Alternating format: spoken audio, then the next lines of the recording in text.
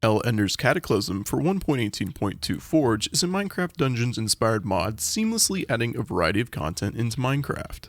There are 2 structures, 6 mobs, roughly 25 new blocks, 9 custom items, and more content that is a work in progress. I'll be using the Epic Fight mod to help showcase the boss battles. There are links to all the mods in the description. The first structure is located in the Nether. It's called the Soul Blacksmith. You can find this structure by searching for it randomly, or by using the /locate command. The Soul Blacksmith uses all vanilla blocks. It is a blacksmith foyer leading up to the main forge where the boss resides. On the left there are workstation blacksmith themed blocks. On the right there's a crane, what looks like a press, a zipline for transporting metals, and then a forge. One last thing, do note there is ancient debris scattered across the structure. The shaders I'm using drastically lowers the brightness, therefore I'll be using night vision in certain parts of the video so you guys can see better. The mechanical horror called the Netherite Monstrosity is the boss you'll be battling in the Soul Blacksmith. This oversized chunk of charcoal has a whopping 360 health points, 10 armor points, and deals 22 attack damage on its basic melee attack. Interestingly enough, if you sneak while in the structure, you can make it halfway before the boss awakens. If you don't sneak, the Netherite Monstrosity will awaken immediately, even if you're on the other side of the structure. The boss performs its melee attack by slamming both its crudely dense arms downwards, similarly to the Incredible Hulk. This attack does wide AoE damage. The Netherite Monstrosity also has a ranged attack where it will shoot magma blocks at a target that is too far away.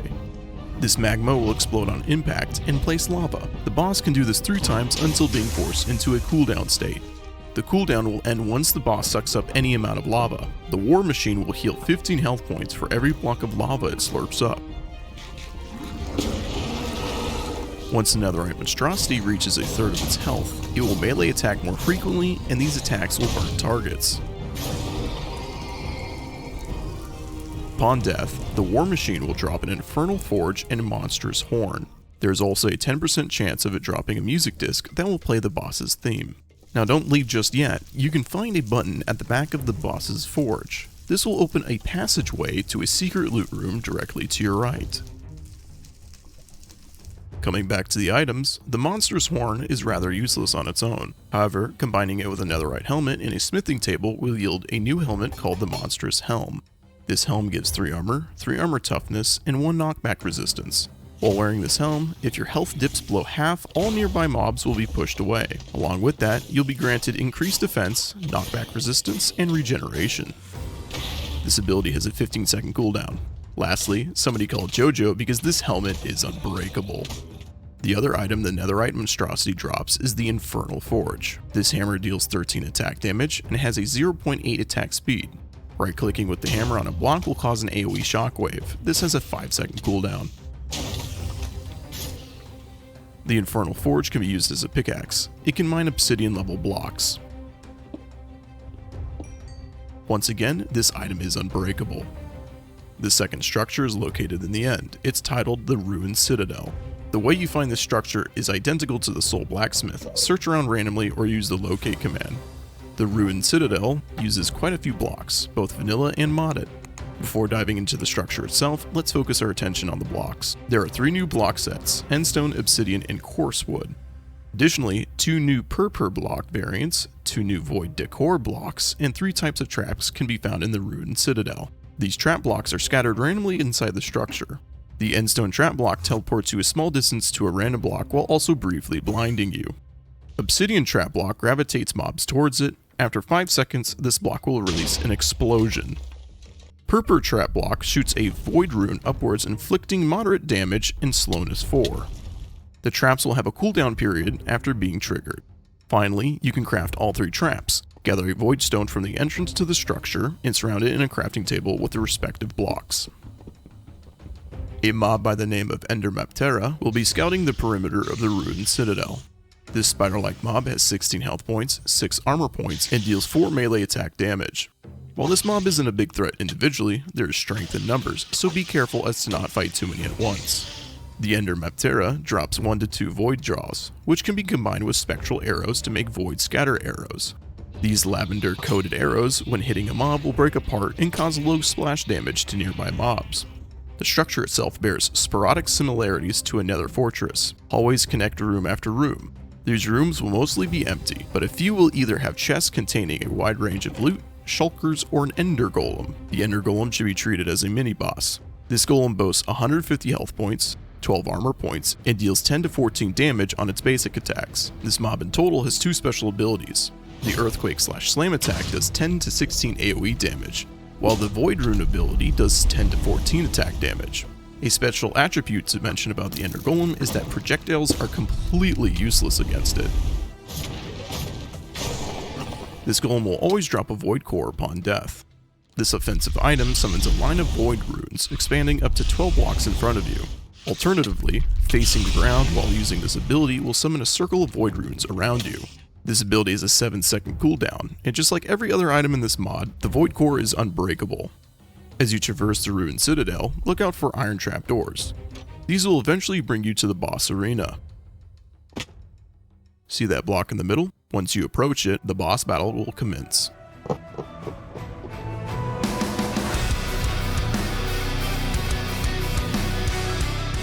Behold, the hardest boss in the Cataclysm mod, the Ender Guardian. This Guardian vaunts 300 health points, 20 armor points, and deals 60 damage on its basic melee attack. This boss has a plethora of abilities. The Ender Guardian has a special uppercut melee attack that does a devastating 24 attack damage. This attack looks very similar to the basic melee attack. The difference is the boss's posture and wind-up.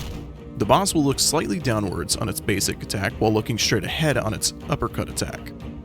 The next ability is a gravity pull attack. This will pull the target towards the boss. Once in range, the Guardian will do a normal basic attack that deals 18 damage. For its bullet attack, the boss shoots out several shulker bullets in a line on the ground. The Ender Guardian's last ability is a Void Rune attack. The boss slams its foot down, creating a line of Void Runes towards a target and also around itself. Coming into contact with these runes will deal 7 damage repeatedly. Taking the boss down to half health will make its faceplate break off. This will make the boss's attack abilities more aggressive. But at the same time, it halves its armor, thus making the Guardian squishier. Not only that, but it will now become vulnerable to projectiles within a close range.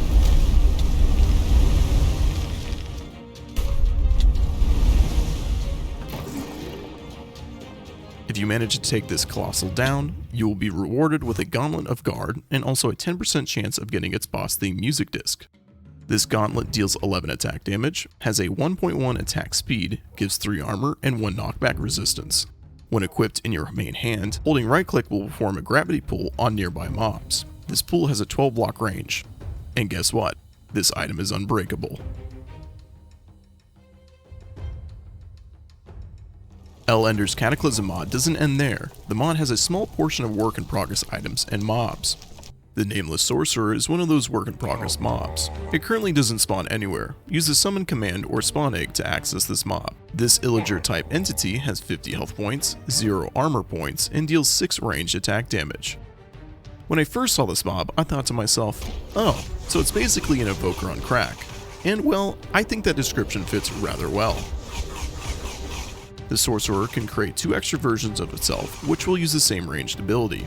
These clones will disappear when hit. The Illager mob also has the ability to switch places with the player. Lastly, the Nameless Sorcerer can spawn a circle of evoker fangs around itself for defense. This mob currently only drops experience. The Ignis boss is the other work in progress mob. To access this mob, do the same things as the Nameless Sorcerer. This Iskander wannabe has 333 health points, 10 armor points, and deals a massive 24 attack damage on its basic attack. The boss's abilities revolve around its shield and flaming sword. This mob can do a shield ground slam ability that does roughly 36 damage in an AoE circle. The ability has a second form where Ignis will leap into the air and land on a target, dealing the same amount of damage. Ignis' shield bash ability pushes mobs backward and deals 14 damage. This also inflicts a stun 2 effect that lasts for 3 seconds. During this time, you will not be able to move, and it also looks like you're being triggered by internet trolls. For this boss's last ability, he thrusts his sword forward. If this makes contact with the mob, they will be skewered. This initially deals 24 damage, but it also deals 6 damage 4 times over a short duration. Each time you take damage from this, you'll get 1 stack of Blazing Brand. Ignis' sword attacks inflict burning and also 1 stack of Blazing Brand. This effect heals Ignis for 6 health per stack when hitting a player, and it also removes 4 armor points from the target. The effect stacks up to 5 times, which means the boss can heal up to 30 health points per hit. Once at half health, Ignis changes into a blue form. It seems his form doesn't have any special abilities as of now, but it might make him attack more frequently. I'm not sure. Ignis only dropped experience, but there is a set of armor that might drop from him in later updates. Bulwark of the Flame is an Ignis themed shield that ignites attackers.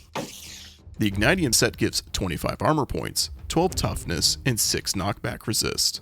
There are 2 other weapons, the Final Fractal and the Zweiender. I don't know. Here are their stats, pause to check them out. There are 3 blocks and 3 ingots only available in the creative menu. I'm not positive what they will be used for in the future, but they seem to fit the Nether and Ignis themes. Out of all the mobs in Ender's Cataclysm mod, which one is your favorite? Please do tell me in the comment section below. Mine's the Netherite Monstrosity, by the way. Thank you for watching, drop a like on the video, and make sure to subscribe for more mod-related content like this in the future. And as always, Kermlets, stay snazzy.